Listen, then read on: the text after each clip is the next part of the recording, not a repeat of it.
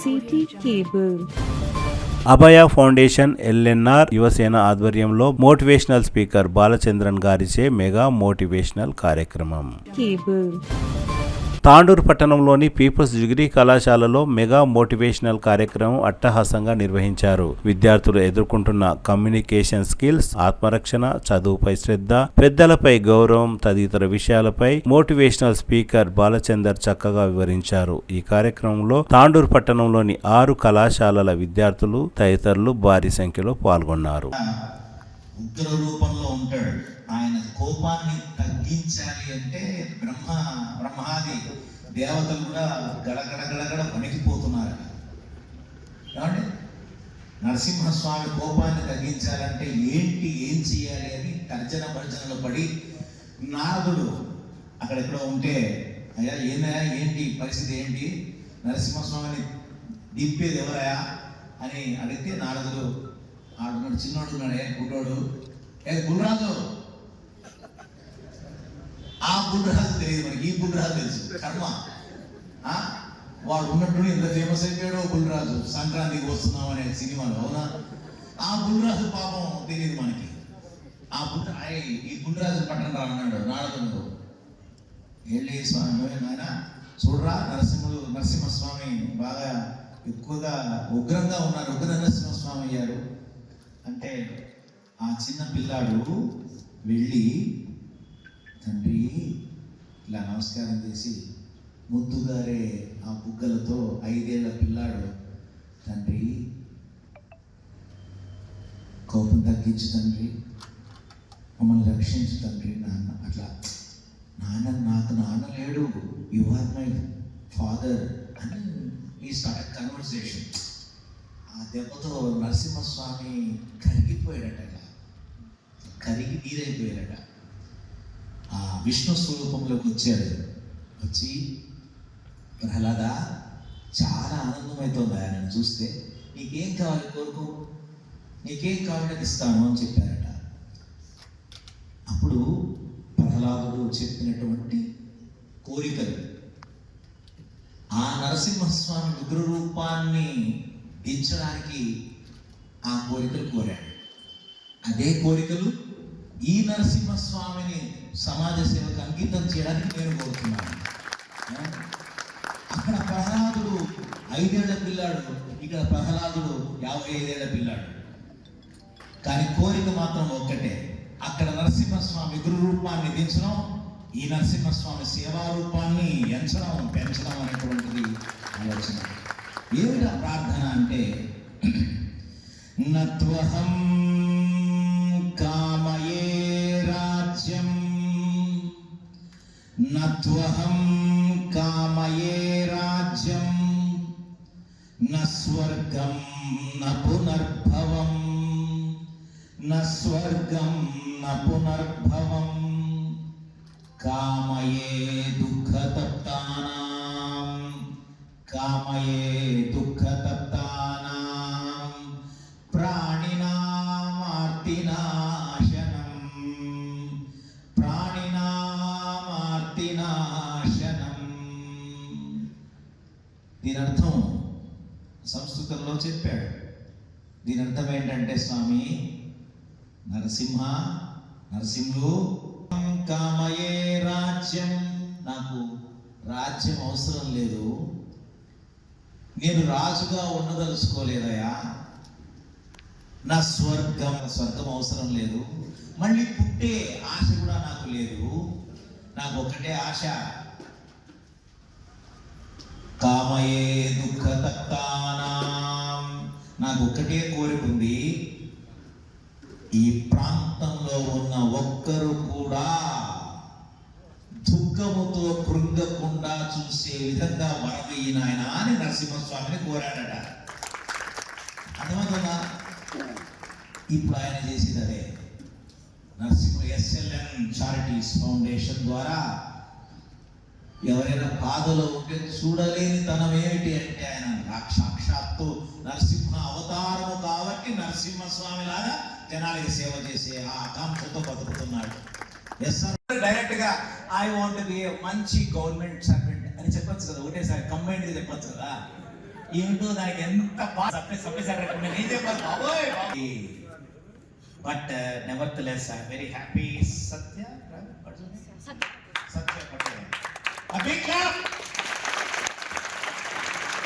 The former minister వాళ్ళ అబ్బాయి దేశ్ రెడ్డి రమేష్ మహారాజ్ ఆయన ఎంత కొడుకున్నాడు మళ్ళీ నాగా తమ్ముడు నారాయణ మహారాజు.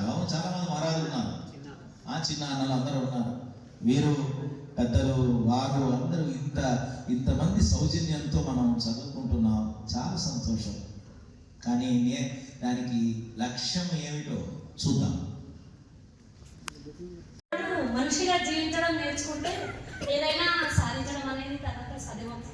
అదే నేను ఇప్పుడు తెలుసు కానీ మళ్ళీ ఇప్పుడు ఉన్న దాంట్లో రిపీట్ అయ్యింది.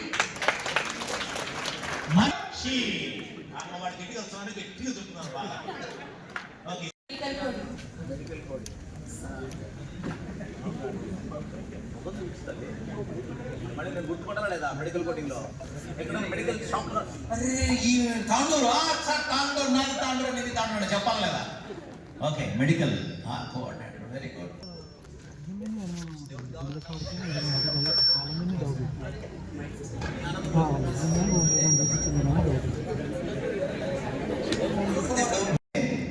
అన్నం వెతుక్కుంటాం, ఎస్ ఆర్ నో? అవునా? దాహం అవుతే నీళ్లు వెతుక్కుంటాం, ఎస్ ఆర్ నో? ఎస్. ఆకలి మీదవ్వాలి, అన్నము మీదవ్వాలి, ఎస్ ఆర్ నో? ఆకలి మీదయ్యి అన్నము నాదవుతే మీకు ఆకలి తీరుతుందా? దాహము నాదయ్యి నీళ్లు మీ దగ్గర ఉంటే నా దాహం తీరుతుందా? నీళ్లు మీరే తాగాలి, దాహము మీదే అవ్వాలి, ఎస్ ఆర్ నో? సేవ చేయాలనే ఆకాంక్ష మీకే ఉండాలి, సేవ తీసుకునేటువంటి వాళ్ళు మీ దగ్గర ఉండాలి. ఈ రెండు కలిపితేనే యజ్ఞం పూర్తవుతుంది, ఎస్ ఆర్ నో? అది SLN చారిటీస్ ఫౌండేషన్ వాళ్ళు చేస్తున్నారు. వెతుకుతున్నారు, వెతికి అరే బాస్, శంకర నేత్రాలయ చరిత్రలో తాండూరు గ్రామాలలో ఒక క్యాంపు పెడితే 1200 మంది అవుట్ పేషెంట్స్ వచ్చారంటే సామాన్యమైన విషయమా? వాళ్ళు భోజనాలు పెట్టే మళ్ళీ నా సామాన్యంగా ఏంది ఆలోచించి అట్లా 12-13 కేంద్రాలలో కార్యక్రమాలు చేశారు. కరోనాలో ఇక వాడు ఆయన చెప్పాడు ఏం చెప్పాడు, మళ్ళీ నేను చెప్తే బాగుండదు కానీ చాలా కార్యక్రమాలు చేశారు. ఈ ఆకలి నన్ను ఆకర్షించింది తాండూరు దాకా. తాండూరు దేనికి ప్రసిద్ధి?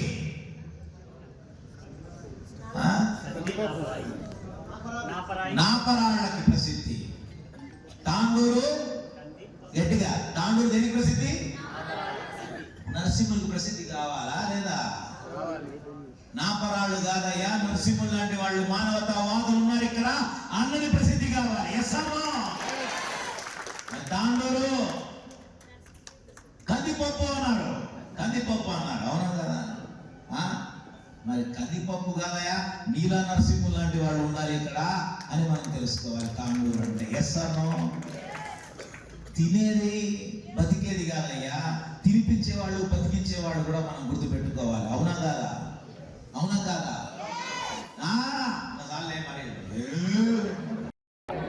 సుమారు 18 ఏళ్లుగా 16 రాష్ట్రాలలో భారతదేశంలో కార్యక్రమాలు చేస్తూ ఉంది. ప్రధానంగా ఎడ్యుకేషన్, ఎంపవర్మెంట్, ఎన్విరాన్మెంట్, ఎన్లైటన్మెంట్, ఈ 4 ఈల నేపథ్యంలో జరుగుతోంది. LNR యువసేన వారి యొక్క సౌజన్యము, వారి యొక్క సహకారము, వారి యొక్క అద్భుతమైనటువంటి ప్రేరణతో తాండూరు గ్రామం అంటున్నారు కానీ మేము తాండూరుని తాండూరు అనట్లేదు, ఉండూరు అంటున్నాం, అంటే మా ఊరు అంటున్నాం. ఏ ఊరైనా మన ఊరే, భారతదేశమే మన దేశం అన్నప్పుడు ప్రతి గ్రామం మనదే. ఈ గ్రామీణ ప్రాంతాల్లో ఉన్న నిరుద్యోగ, నిరుపేద, ఆ నిరక్షరాస్య యువకులను ఎన్నిక చేసి వారికి దశల వారీగా సాధికారత, స్వావలంబనము కల్పించాలనే ఆలోచనతో ఈరోజు ఈ కార్యక్రమానికి రావడం జరిగింది. ఇది వన్స్ అపాన్ ఎ టైం, అంటే కలకాలం మన కథ చెప్పుకునేలాగా పిల్లల్ని తీర్చిదిద్దాలనే ఆలోచన దృక్పథంతో పిల్లలకి స్ఫూర్తి నింపే కార్యక్రమం జరిగింది. ఈ కార్యక్రమం ద్వారా ఈరోజు 30 మంది అమ్మాయిలు 30 మంది అబ్బాయిల్ని ఎన్నిక చేసి వారికి ఈ సమ్మర్ హాలిడేస్లో, అంటే డిగ్రీ తర్వాత సమ్మర్ హాలిడేస్లో 30 రోజుల పాటు extensive training, residential free training ఇచ్చి అభయ ఫౌండేషన్లో హైదరాబాద్లో వసతి భోజన సదుపాయం ఇచ్చి 30 రోజుల తర్వాత వాళ్ళకి ప్లేస్మెంట్ కూడా వాళ్ళ చేతిలో పెట్టి ఎంప్లాయ్మెంట్ ఇచ్చి కనీసం అంటే 20 నుంచి 25,000 శాలరీతో వాళ్ళని వెనక్కి పంపించాలన్న ఆలోచనతో ఇక్కడ అంకురార్పణం చేయడం జరిగింది. ఈ తాండూరులో ఇది సాధ్యమవుతే ఇక తెలంగాణలో ఏ గ్రామంలో అయినా ఇది సాధ్యమవుతుందని మేము నమ్ముతున్నాము. మా ఎల్ఎన్ఆర్ యువసేన కానీ, పీపుల్స్ కాలేజీ యాజమాన్యం కానీ, అలాగే సిద్ధార్థ, తర్వాత భాష్యం, తర్వాత శ్రీ సాయి, తర్వాత సింధు ఇలాంటి కాలేజీల నుంచి సుమారు 500 మంది ఈరోజు కార్యక్రమానికి ఇచ్చేశారు. అందరికీ ఇదే చెప్పాం. ఆల్సో పీజీ చేసి సోషల్ వర్క్ మీద ఇంట్రెస్ట్ ఉన్నటువంటి అన్ఎంప్లాయిడ్ యూత్ ఎంతమంది అయినా సరే అభయ సంస్థలో జాయిన్ అవ్వచ్చు. వారికి కనీసం అంటే వాళ్ళ మీద 30,000 రూపాయలు ఖర్చు పెట్టి నాయకత్వ లక్షణాలు ఏర్పరిచి 3 సంవత్సరాలు అభయలో అసోసియేట్ అయ్యే విధంగా వాళ్ళకి తీర్చిదిద్దే ప్రయత్నం చేస్తున్నాం. ఇది కూడా అందరికీ ఉపయోగంగా తీసుకోవచ్చు. ఈ యొక్క కార్యక్రమాన్ని ఇంత దిగ్విజయంగా ఏర్పాటు చేసినటువంటి ఎస్ఎల్ఎన్ యువసేన వారికి, మేము ఎల్ఎన్ఆర్ యువసేన వారికి హృదయపూర్వక ధన్యవాదాలు ఏర్పాటు చేస్తున్నాం. నమస్కారం. కొన్ని విషయాలు పెద్దలు గౌరవనీయులైనటువంటి బాలచంద్రన్ సార్ గారికి చెప్పాల్సిన బాధ్యత నాకు ఉందని చెప్పి, సార్ ఈ యొక్క కళాశాల 1972 నవంబర్లో ఎస్టాబ్లిష్ చేయడం జరిగింది. దీని పేరు గాను పీపుల్స్ కళాశాల, పీపుల్స్ డిగ్రీ కళాశాలగా పేరుంది.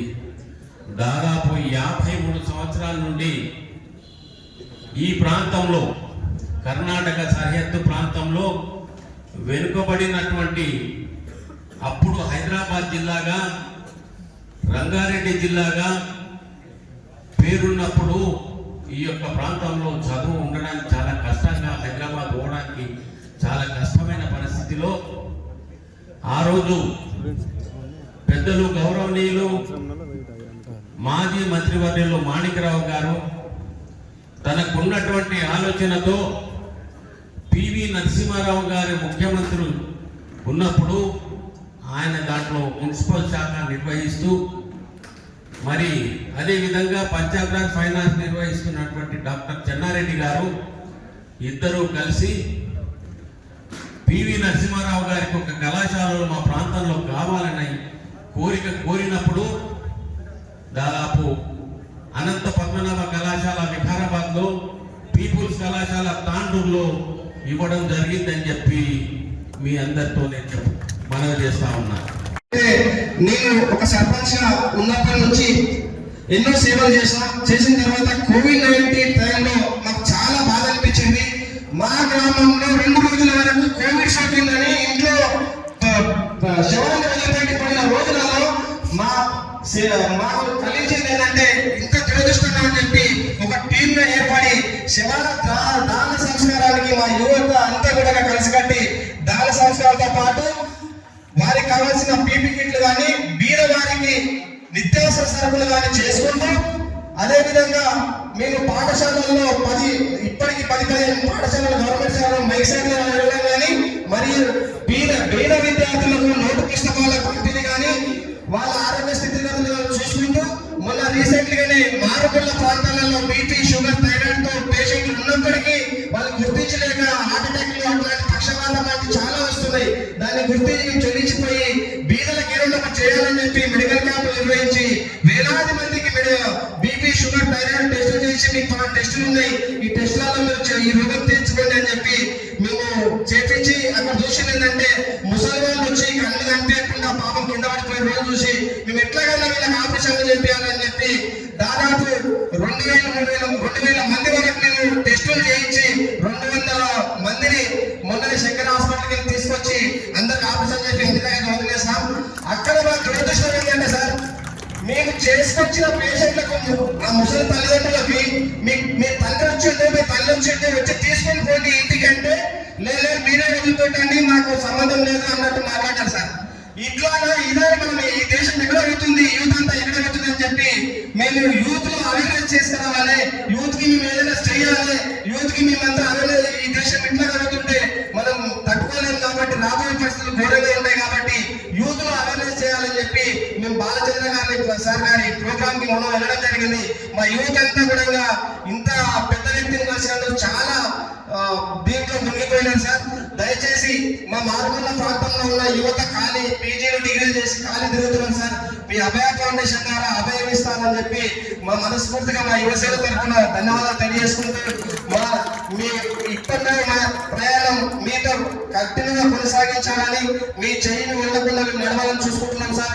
దయచేసి మాకు ఈ సమయం ఇచ్చిన మీ అందరికీ ధన్యవాదాలు. సమానంగా మేము చూస్తున్నాం. ఎందుకంటే మేము ప్రత్యక్షంగా అక్కడ వెళ్ళి చూసినాం. వేలాది మంది నిరుద్యోగ యువకులను జీవితాలలో వెలుగులు నింపింది మేము కళ్ళారా చూసినాం. కాబట్టి మా తాండూరు ప్రాంతంలో నిరుద్యోగ యువకులను ఇలా మా అభయ ఫౌండేషన్ ఆదుకుంటుందన్న ఉద్దేశంతో మేము ఇక్కడ ఈ కార్యక్రమాన్ని చేపట్టడం జరిగింది. భవిష్యత్తులో మేము చాలా ఎల్ఎన్ఆర్ యువసేనలో చాలా కార్యక్రమాలు చేపట్టాం. ఇప్పుడు సార్ వారి ఆశీర్వాదంతో మేము అభయ ఫౌండేషన్ చేయి పట్టుకున్నాం. ఆ సార్ మాకు ఆ చెయ్యి వదలకుండా చూసుకుంటాడని హామీ ఇవ్వడంతో మాకు చాలా మనశ్శాంతిగా ఉంది. ఇంకా భవిష్యత్తులో యువత కోసం సమాజం కోసం సేవ చేయడానికి మా ఎల్ఎన్ఆర్ యువసేన ఎల్లప్పుడూ ఉంటుందని చెప్పి తెలియజేసుకుంటూ ఈ అవకాశం ఇచ్చిన అందరికీ ధన్యవాదాలు తెలియజేసుకుంటూ